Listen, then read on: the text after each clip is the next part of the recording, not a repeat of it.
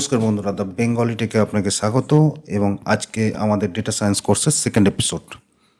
তো আমার প্রথম এপিসোড যারা দেখেননি তাদেরকে আমি রিকোয়েস্ট করবো আমার প্রথম এপিসোডটা একবার দেখে নেবেন। সেখানে আমি ডেটা সায়েন্সের এন্টায়ার রোড ম্যাপটা ভালোভাবে ডিসক্রাইব করেছি এবং ডেটা সায়েন্স বা ডেটা অ্যানালিটিক্স হতে গেলে কী কী জিনিস আপনাকে শিখতে হবে সেটা খুব সহজ ভাষায় বোঝানোর চেষ্টা করেছি। আমাদের প্রথম এপিসোডের পর বেশ কিছুদিন আমি কোনো ভিডিও আপলোড করতে পারিনি, তবে আশা করছি এরপর থেকে আমাদের ভিডিওগুলো কন্টিনিউ হবে এবং আমরা যত তাড়াতাড়ি সম্ভব এই ডেটা সায়েন্স কোর্সটা শেষ করব। তো আমার প্রথম এপিসোডে আমি যেটা বলেছিলাম, ডেটা সায়েন্স শেখার ক্ষেত্রে সবথেকে ইম্পর্টেন্ট যে টুলসটা, সবথেকে বেসিক এবং ইম্পর্টেন্ট যে টুলসটা যেটা আমরা প্রথম শিখবো সেটা হচ্ছে পাইথন। তো আমাদের আজকের এই সেকেন্ড এপিসোড আমরা পাইথন দিয়ে স্টার্ট করব, কিন্তু পাইথন কোড শেখার আগে আমরা পাইথন সম্বন্ধে কিছু মজার জিনিস জেনে নেব। তো পাইথনটা আবিষ্কার হয়েছিল বা পাইথনটা তৈরি হয়েছিল 1989 সালে। গুইডো ভ্যান রসম নামে একজন এই পাইথন প্রোগ্রামিং ল্যাঙ্গুয়েজটাকে তৈরি করেছিলেন। এবং যেমন স্লাইডে দেখা যাচ্ছে যে পাইথন কিন্তু ডটনেট বা জাভার অনেক আগে তৈরি হয়েছিল, কিন্তু প্রথমের দিকে সেটা বাজারে সেভাবে জনপ্রিয়তা পায়নি। আজ থেকে 8-10 বছর আগেও বাজারে মার্কেটে যত কাজ হতো, সেটা কোনো ওয়েবসাইট তৈরির কাজ হোক বা কোনো অ্যাপ্লিকেশন ডেভেলপমেন্টের কাজ হোক, ম্যাক্সিমাম কাজটাই কিন্তু জাভা আর ডটনেট এই দুটো ল্যাঙ্গুয়েজই হতো। মার্কেটের অলমোস্ট 70-75% ক্যাপ কিন্তু জাভা আর ডটনেটের ছিল।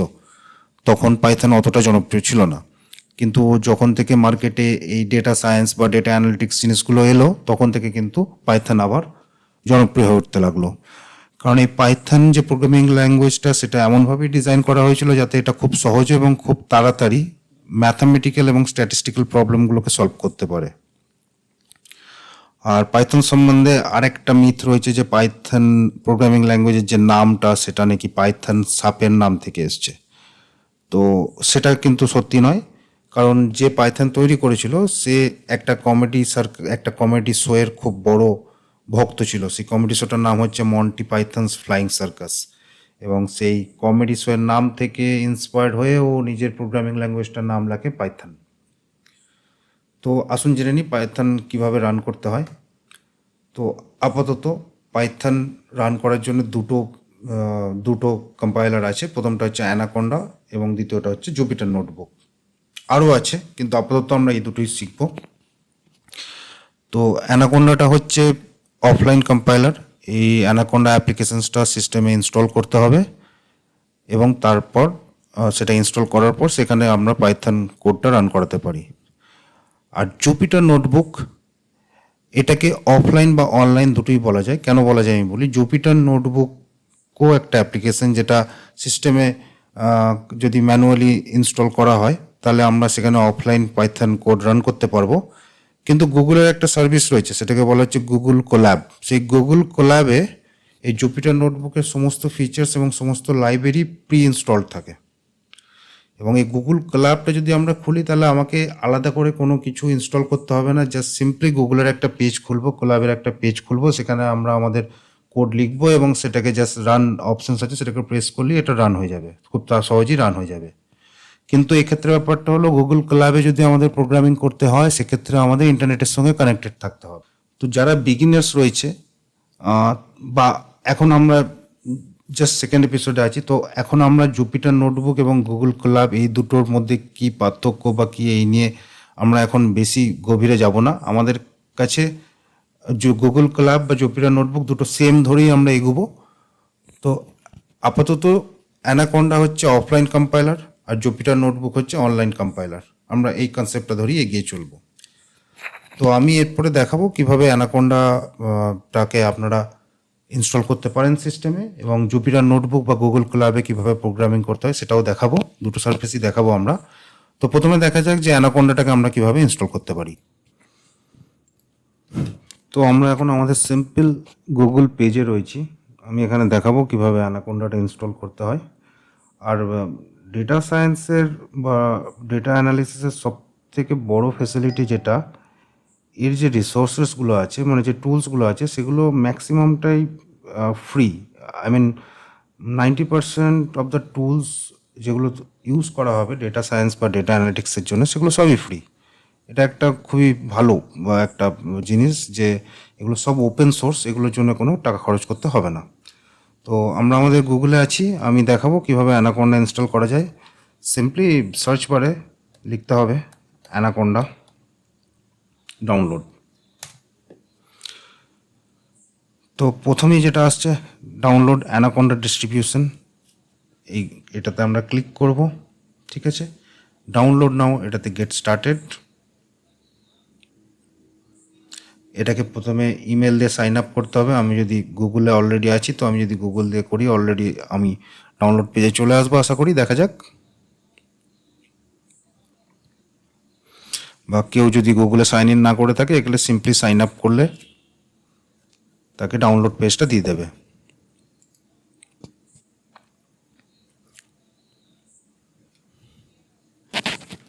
তো আমরা ডিস্ট্রিবিউশন পেজে চলে এসেছি, আমরা ডাউনলোড পেজে চলে এসেছি।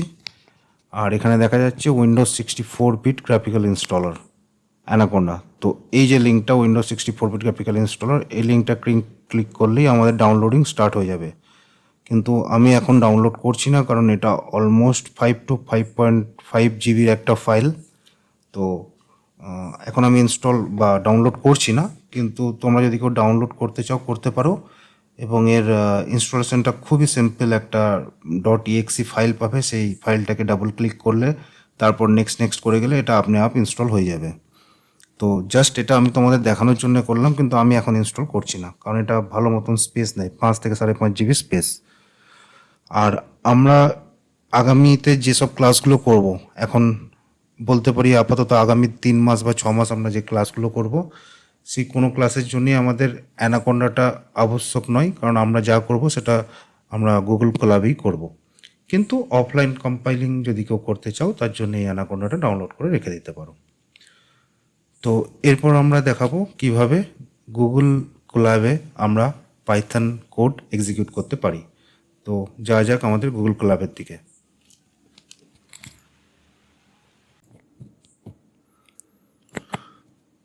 আমরা আমাদের আবার প্রথম বেসিক গুগল পেজে আছি।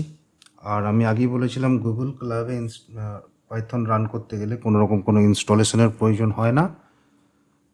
তো আমরা দেখে নিই গুগল কোলাব আমরা কিভাবে খুলবো, ওটা ফাইলটাকে কিভাবে সেভ করব, এবং সেখানে কিভাবে একটা কোড আমরা এক্সিকিউট বা রান করব। তো গুগল কোলাব ইউজ করার জন্য সিম্পলি টাইপ করতে হবে গুগল কোলাব।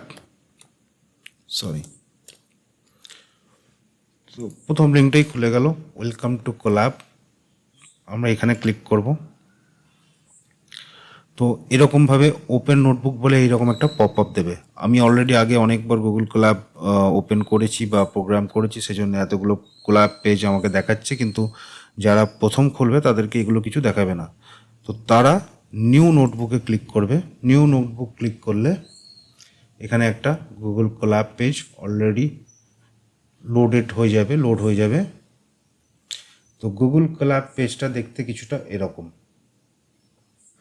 তো আমি প্রথমেই গুগল কোলাবের সমস্ত ফিচার্স বা সমস্ত কিছু বলে একবারে জিনিসটাকে গুলিয়ে দেবো না, কারণ প্রথম থেকে আমাদের একটু সহজভাবে এগোতে হবে। তো প্রথম যে জিনিসটা আমি গুগল কোলাবে বলবো, মানে আমাদের নেক্সট এপিসোড থেকে যেটা কাজে লাগবে, সেটা হলো গুগল কোলাবে কী করে টেক্সট লেখা হয়, আর গুগল কোলাবে কী করে একটা কোড রান করাতে হয়। তো এখানে দুটো ট্যাব দেখা যাচ্ছে, একটা হচ্ছে কোড আর একটা হচ্ছে টেক্সট। আর এই যে স্পেসটাকে দেখা যাচ্ছে, এই স্পেসটাই হচ্ছে আমাদের কাজ করার জায়গা। তো আপাতত এই যে স্পেসটা রয়েছে, এটাকে বলা হচ্ছে কোড স্পেস। এই কোড স্পেসে কোনো কোড লিখে আমরা রান করতে পারবো। কিন্তু আমরা যদি চাই এমন একটা স্পেস যেখানে আমরা কোনো কোড লিখবো না, অনেক সময় হয় না যখন আমরা বড় বড় কোড লিখি, তার মাঝখানে কোডের কিছুটা ডেসক্রিপশন দিয়ে দিই, যাতে কোডটা যে দেখছে তার তার দেখতে যাতে সুবিধা হয় বা তার যাতে বুঝতে সুবিধা হয়। তো তার জন্যে আমরা যদি কোনো স্পেস লাগে, সেই স্পেসটাকে বলা একটা টেক্সট স্পেস। সেই টেক্সট স্পেসটা আমরা কীভাবে নেব, জাস্ট সিম্পলি ক্লিক টেক্সট। তাহলে দুটো জিনিসের ডিফারেন্স বোঝা যাচ্ছে। এটা হচ্ছে কোড স্পেস, যেখানে এখানে রান করার এই অপশনসটা রয়েছে, আর এটা হচ্ছে টেক্সট স্পেস, এখানে কিন্তু রানের কোনো অপশনস নেই। তো আমরা প্র্যাকটিক্যালি দেখি, জিনিসটা আরও ক্লিয়ার হয়ে যাবে। তো আমরা প্রথম দেখি কোড স্পেসটা, এটা একটা কোড স্পেস। তো আমরা প্রথম যে প্রোগ্রামটা করব। মনে আছে নাকি জানি না তোমাদের, কিন্তু যখন সি প্রোগ্রামিং আমরা প্রথম শিখেছি, আমাদের প্রথম টাস্ক ছিল হ্যালো ওয়ার্ল্ড প্রিন্ট করা। আর সেই হ্যালো ওয়ার্ল্ড প্রিন্ট করতে গিয়ে আমাদের 3-4টে লাইব্রেরিকে কল করতে হতো এবং কমসে কম 3-4 লাইনের কোড লিখতে হতো, তারপরে গিয়ে আমরা সিতে হ্যালো ওয়ার্ল্ড প্রিন্ট করতে পারতাম। কিন্তু পাইথন আমি আগেই বলেছি, সি এর সঙ্গে পাইথনকে গোলালে চলবে না, পাইথন অনেকটা ইজি। তো পাইথনে কী করে হ্যালো ওয়ার্ল্ড প্রিন্ট করা যায় দেখা যাক। তো প্রথমেই আমি কোনো লাইব্রেরির দরকার নেই, সিম্পলি লিখব প্রিন্ট, ওটাকে ফার্স্ট ব্র্যাকেট দিয়ে ক্লোজ করব। এবার আমাকে প্রিন্ট কী করাতে হবে, হ্যালো ওয়ার্ল্ড। হ্যালো ওয়ার্ল্ডটাকে আমি ইনভাইটেড কমার মধ্যে লিখে দেব। Simple, that's all. এটাই আমাকে হ্যালো ওয়ার্ল্ডের আউটপুট দেবে। আচ্ছা, এবার এটাকে কীভাবে রান করাবো তার জন্য দুটো অপশাস আছে। প্রথম অপশাস হচ্ছে ম্যানুয়ালি, তুমি যদি এটাকে প্রেস করো তাহলে এটা রান হবে, আদারওয়াইজ শিফট প্লাস এন্টার এই দুটো জিনিস টিপলে এটা রান হবে। আচ্ছা, গুগল কোল্যাবে যখন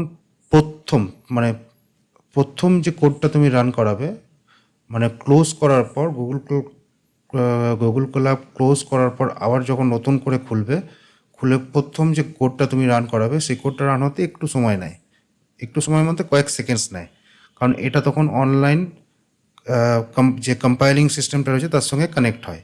কিন্তু সেকেন্ড কোড থেকে এটা প্রম্পটলি ইনস্ট্যান্টলি তোমাকে আউটপুট দিয়ে দেবে। তো আমি আমার প্রথম কোড এখানে রান করাচ্ছি, লক্ষ্য রাখবে এটা করতে কয়েক সেকেন্ড সময় লাগবে, কিন্তু পরের কোডটাতে সেইটুকু সময়ও লাগবে না, তো লক্ষ্য রাখবে জিনিসটা। তো আমি প্রথমে ম্যানুয়ালি রান করাচ্ছি,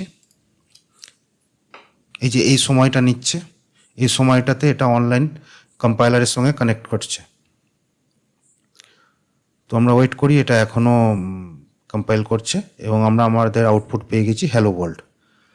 কিন্তু আমরা যদি নেক্সট কোডটা করি, নেক্সট কোড যেমন সিম্পলি আমি এখানে একটা ভেরিয়েবল নেব এ এবং তার একটা ভ্যালু ডিক্লেয়ার করব, ধরা যাক 10, আর সেই ভ্যালুটাকে আমি প্রিন্ট করব। এবং পাইথনে মজার জিনিস হচ্ছে তোমাকে প্রিন্ট করতে গেলে প্রিন্ট শব্দটাও লেখার দরকার নেই, তুমি এই কোডটা দেখলেই বুঝতে পারবে। তো আমি পরের লাইনে সিম্পলি এ ভেরিয়েবলটাকে কল করলাম এবং আমরা নর্মালি ম্যানুয়ালি রান করব। এর আউটপুটটা কিন্তু দেখবে অনেক তাড়াতাড়ি পাচ্ছ, ইনস্ট্যান্টলি পাচ্ছ। দেখো আউটপুট কিন্তু এসে গেছে। প্রথম যে আমরা কোডের যে আউটপুটটা পেলাম সেটা পেতে আমাদের কয়েক সেকেন্ড সময় লাগলো, কারণ এই কয়েক সেকেন্ডে পাইথনটা তার অনলাইন কম্পাইলারের সঙ্গে কানেক্টেড হচ্ছিল, কিন্তু সেকেন্ড কোড থেকে এটা অলরেডি যখন কানেক্টেড হয়ে গেছে, এবারে খুব তাড়াতাড়ি আমরা আউটপুটটা পেয়ে যাব। তো এই দুটো দেখলাম আমরা কোড স্পেস। এবার আমরা একটা টেক্সট স্পেস দেখি, টেক্সট স্পেস আমরা অলরেডি এখানে নিয়ে রেখেছি। সো এখানে যেমন তোমরা ইয়েতে দেখো এক্সেলে বা যে ফন্টগুলো থাকে বা যে লেখাগুলো থাকে সেগুলো এডিট করার বিভিন্ন অপশানস থাকে, তো এখানেও অলমোস্ট সেরকমই কিছু অপশানস তোমরা দেখতে পাবে যেখানেও দিয়ে তোমার টেক্সটটাকে এডিট করা যায়। তো আমরা সিম্পলি একটা টেক্সট লিখি, this is our first class, this is our first class. এখানে দেখা যাচ্ছে এটাকে রান করার জন্য কিন্তু কোনো অপশানস নেই, ঠিক আছে, কারণ এটা তো টেক্সট, এটা সিম্পল টেক্সট, তো এটাকে রান করার জন্য কোনো রকম কোনো অপশানস থাকবে না। ইভেন আমি অভ্যাসবশত ইনভাইটেড কমাটা দিয়ে ফেললাম, ইনভাইটেড কমাটারও কোনো দরকার নেই, কারণ কম্পাইলার অলরেডি এটাকে টেক্সট হিসাবেই গণ্য করছে। তো আমি সিম্পলি এটা লিখলাম এবং এন্টার টিপলাম, দ্যাটস ইট, এই আউটপুট হবে, this is our first class. আবার তুমি যদি কোড নিতে চাও তারপরে কোড স্পেস একটা নেবে এবং তোমার যে প্রোগ্রাম আছে সেটাকে কন্টিনিউ করবে। যদি আবার টেক্সট নিতে চাও সেটাকে আবার টেক্সট নেবে এবং তোমার যদি কিছু লেখার থাকে সেটা কন্টিনিউ করবে। তো আমি এখনই গুগল কোল্যাবের সমস্ত বিশেষ কিছু ফিচার্স নিয়ে অবশ্য as a data science engineer বা ডেটা অ্যানালিটিক্স হিসাবে তোমার গুগল কোল্যাবের এক্সপার্ট হওয়ার দরকার নেই। তো বাকি যে অপশানসগুলো রয়েছে, file edit, view, insert, run time, সেই অপশানসগুলো বা এইগুলো কী রয়েছে, এই অপশানসগুলো আমরা আস্তে আস্তে জানবো, কারণ প্রথম দিনই সমস্তটা বলে দিলে অনেকটা গুলিয়ে যাবে ব্যাপারটা। তো গুগল কোল্যাব সম্বন্ধে আমি আরেকটা জিনিস বলে নিই, ফাইলটাকে সেভ করবে কী করে। সিম্পলি তুমি এখানে কন্ট্রোল এস দেবে, এই যে সেভিং দেখাচ্ছে, আমি কন্ট্রোল এস টিপেছি, সেভিং দেখাচ্ছে, ঠিক আছে, সেভ হয়ে যাবে। এবং এই যে নামটা রয়েছে ইউনিটাইটেল 9, এটা এই নামেই সেভ হবে, ইউনিটাইটেল 9 আর এর যে ফরম্যাটটা সেটা হচ্ছে জেপিওয়াইএনবি। যেমন আমাদের বিভিন্ন ফাইলের ফরম্যাট থাকে ডট এক্সএলএস, ডট ইএক্সি, ঠিক আছে, এর ফরম্যাটটা হচ্ছে ডট জেপিওয়াইএনবি। তো তুমি এটাকে রিনেমও করতে পারো। তো আমরা যদি এটাকে রিনেম করতে চাই, সাপোজ আমরা এটাকে রিনেম করলাম ফার্স্ট ক্লাস, তো এটা রিনেম হয়ে গেল এবং আমরা কন্ট্রোল S দিলে এটা সেভও হয়ে গেল। তো নেক্সট টাইম তুমি যখন গুগল কোলাব খুলবে তখন ধরা যাক আমি নেক্সট টাইম আরেকটা ট্যাব নিলাম এবং গুগল কোলাব খুললাম। তোমার এই যে ফাইলটা ফার্স্ট ক্লাস বলে যে ফাইলটা সেভ করেছো সেটা কিন্তু তোমাকে দেখাবে। তো তুমি এই যে আমাদের রিসেন্টের মধ্যে কিন্তু এই ফার্স্ট ক্লাস এটা দেখাচ্ছে। তো তুমি এই ফাইলটাতে যদি ক্লিক করো তাহলে সেম ফাইল তোমার লোড হবে এবং তুমি তারপর থেকে কন্টিনিউ করতে পারবে। আর যদি নতুন ফাইল নেওয়ার থাকে সেটা নিউ নোটবুকে ক্লিক করে কিভাবে নিতে হবে আমি আগেই দেখিয়েছি। তো গুগল কোলাব সম্বন্ধে আপাতত এটুকুই থাক, কারণ পাইথনটা যত শিখতে শিখতে আমরা এগিয়ে যাব তত গুগল কোলাব সম্বন্ধেও আমরা জানবো। বাট বিশেষ কিছু নেই, গুগল কোলাবের এক্সপার্ট আমাদের হওয়ার দরকার নেই, আমাদের কনসেন্ট্রেট করতে হবে পাইথনে মেনলি। তো গুগল কোলাব এই পর্যন্তই থাকলো। আর দু একটা জিনিস তোমাদের বলার আছে এই ক্লাসে, সেগুলো আমি বলে নিই। আমরা দেখলাম কিভাবে অ্যানাকোন্ডা আমরা ইনস্টল করতে পারি এবং গুগল কোলাব সম্বন্ধে আপাতত যতটুকু জানার আমরা জানলাম। আর দু একটা জিনিস আমাদের এখন জেনে রাখা দরকার। তো প্রথমে যেটা জানা দরকার হচ্ছে ক রকমের প্রোগ্রামিং ল্যাঙ্গুয়েজ হয়। তো প্রোগ্রামিং ল্যাঙ্গুয়েজকে বেসিক্যালি দুভাগে ভাগ করা হচ্ছে, একটা হচ্ছে হাই লেভেল, একটা হচ্ছে লো লেভেল। হাই লেভেল কোনগুলো? যেগুলো হিউম্যান রিডেবল, মানে মানুষ যেগুলো পড়তে পারে। ইন কমন টার্ম আমরা যে ল্যাঙ্গুয়েজগুলো জানি, যেগুলো দিয়ে মার্কেটে অলমোস্ট কাজ হয়, মানে জাভা, সি, পাইথন, ডটনেট, এগুলো হচ্ছে হাই লেভেল ল্যাঙ্গুয়েজ, কারণ আমরা এগুলো ইংরেজি হরফে লিখি এবং এগুলো সাধারণ মানুষ পড়তে পারবে। আর লো লেভেল ল্যাঙ্গুয়েজ কোনগুলো? যেগুলো 0 আর 1 দিয়ে লেখা হয়। তো এর একটা উদাহরণ হচ্ছে পাস্কেল। তো এর রিয়েল লাইফ অ্যাপ্লিকেশন কি? ডেফিনেটলি রিয়েল লাইফ অ্যাপ্লিকেশন থাকবে, কিন্তু আপাতত রিয়েল লাইফ অ্যাপ্লিকেশন কি আমার জানা নেই, তো আমি এই সম্বন্ধে বেশি কিছু বলছি না। জাস্ট একটা এক্সাম্পল জেনে রাখছি পাস্কেল, তার বেশি আমাদের এখন জানার দরকার নেই। দ্বিতীয় যে জিনিসটা আমাদের জানতে হবে, ট্রান্সলেটর কি? ট্রান্সলেটর হচ্ছে একটা সফটওয়্যার যেটা হাই লেভেল ল্যাঙ্গুয়েজকে মেশিন ল্যাঙ্গুয়েজে কনভার্ট করে আর মেশিনকে হাই লেভেলে কনভার্ট করে। আর ট্রান্সলেটর হয় দু রকমের, প্রথমটা হচ্ছে কম্পাইলার আর দ্বিতীয়টা হচ্ছে ইন্টারপ্রেটার। কম্পাইলার আর ইন্টারপ্রেটারের মধ্যে পার্থক্যটা কি? কম্পাইলার হচ্ছে যে পুরো কোডটা আমরা লিখব সেই পুরো কোডটাকে একসাথে পড়বে এবং একসাথে পড়ে পুরো কোডটাকে একসাথে কনভার্ট করবে হাই লেভেল থেকে লো লেভেলে। আর ইন্টারপ্রিটার কি? ইন্টারপ্রিটার হচ্ছে যে পুরো কোডটা আমরা লিখব সেই পুরো কোডটাকে একবারে কিন্তু কনভার্ট করবে না, এই পুরো কোডটাকে লাইন বাই লাইন পড়বে, এক লাইন পড়বে এবং ওই একটা লাইনকে মেশিন লেভেল ল্যাঙ্গুয়েজে কনভার্ট করবে। তো এগুলো আমি কেন বললাম? কারণ যখন একজন ডেটা সায়েন্টিস্ট বা ডেটা অ্যানালিটিক্স হিসাবে কোথাও ইন্টারভিউ দিতে যাবে তখন একটা প্রশ্ন খুব ফ্রিকোয়েন্টলি জিজ্ঞেস করা হয় যে পাইথন কি ল্যাঙ্গুয়েজ, মানে এটা ইন্টারপ্রেটেড ল্যাঙ্গুয়েজ না কম্পাইল্ড ল্যাঙ্গুয়েজ। এবং ম্যাক্সিমাম ক্ষেত্রে ক্যান্ডিডেটরা এই প্রশ্নের উত্তরটা ভুল দেয় যাদের কনসেপ্টটা ক্লিয়ার না থাকে। কেউ বলে এটা ইন্টারপ্রিটেড, কেউ বলে এটা কম্পাইল্ড, কিন্তু আসল সিনারিও হচ্ছে পাইথন বোথ ইন্টারপ্রিটেড আর কম্পাইল্ড ল্যাঙ্গুয়েজ। কীভাবে? প্রথমে পাইথন একটা লো লেভেল ল্যাঙ্গুয়েজে কনভার্ট হয়, ঠিক আছে, সেই কনভার্টটা হয় কম্পাইলারের দ্বারা, আর সেই লো লেভেল ল্যাঙ্গুয়েজ থেকে ইন্টারপ্রিটারের দ্বারা সেটা মেশিন লেভেল ল্যাঙ্গুয়েজে কনভার্ট হয়। তাহলে এখানে হাই লেভেল থেকে লো লেভেল, মানে হাই লেভেলের পুরো কোডটাকে একসঙ্গে পড়ে একেবারে লো লেভেল করে, যেটা কম্পাইলারের কাজ, এবং সেই লো লেভেল ল্যাঙ্গুয়েজটাকে line by line machine level ল্যাঙ্গুয়েজে কনভার্ট করে ইন্টারপ্রিটার। তাহলে এক্ষেত্রে পাইথন ল্যাঙ্গুয়েজটা কম্পাইল্ডও হচ্ছে প্রথমে আর লাস্টে ইন্টারপ্রিটেডও হচ্ছে। তাহলে আশা করি বোঝা গেছে। যদি এই প্রশ্নটা আসে যে পাইথন ইন্টারপ্রিটেড না কম্পাইল্ড ল্যাঙ্গুয়েজ, এর উত্তরটা তোমরা ভালোভাবে দিতে পারবে। তো বন্ধুরা, আজকের জন্যে এতটুকুই রইল। যদি আমার ভিডিওটা তোমাদের ভালো লেগে থাকে তাহলে চ্যানেলটাকে সাবস্ক্রাইব করো, লাইক করো